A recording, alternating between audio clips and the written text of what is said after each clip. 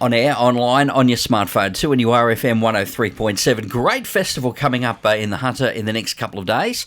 It is the Newcastle Jazz Festival from the 19th to 21st of August. And somebody that's been able to carve a couple of minutes away from putting the finishing touches on that is one of the organisers from the Newcastle Jazz Festival, Doug Saxon. Doug, thank you so much for your time. I guess when we get down to the pointy end of only a couple of days away, everyone's a bit nervous, hoping we got everything sorted, but I'm sure things are okay. Oh, they're going quite well. I mean, this festival is actually started in 2020. We've had to cancel it twice. So this is our third attempt. Third time lucky. And so we're still carrying over costs from the previous festivals. So we're hoping that everyone will come out and support us and make it a success. When we hear the term jazz, that may very well conjure up a lot of different thoughts, a lot of images, lots of different sounds in people's minds. But that really is because the concept of jazz is really so broad, isn't it? Yes, and a lot of people think it's somebody sitting in a dark room playing music that you can't understand. That's one aspect, That's but one not aspect all. of it. But and so what we have at the festival is at the Newcastle City Hall, there are 4 rooms playing all at the once. So, and each room has a different type of music or jazz. So, you know, if you like traditional jazz, you can go and hear Jeff Bull and the Finer Cuts. Jeff Bull, one of the finest New Orleans trumpeters in Australia. Or if you don't like that, there's a Bella Vos, which is a jazz quartet, a cappella jazz.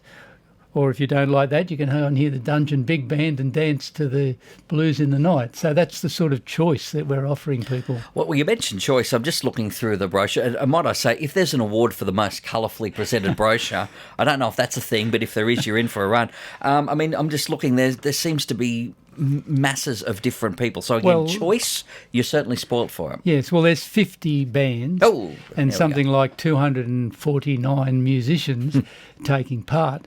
Everybody from somebody who's 15 to, I think there's somebody 80. So it's a wide range of ages and interests. Why do you think jazz is still, particularly some of those more traditional forms, are still very popular? Because, I mean, there is a market for it, and it hasn't gone away. It's a bit hard to know. I think a lot of people, like in Newcastle, we've got a very strong jazz club because we offer that type of music. But there are other forms in Newcastle. I mean, the Newcastle Improvised Music Association has a more contemporary sort of music.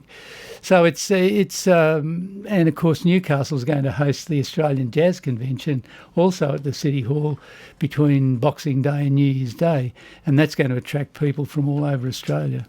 All right, well, look, it sounds like it will be a fantastic couple of days. It's the Newcastle Jazz Festival happening from the 19th to the 21st, so very shortly. Doug, I know there's probably a few bits and pieces you've got to take care of to get the final finishing touches on it, so we'll let you go and do that, and thanks very much for dropping by this morning. Appreciate it. Thanks very much, Mark.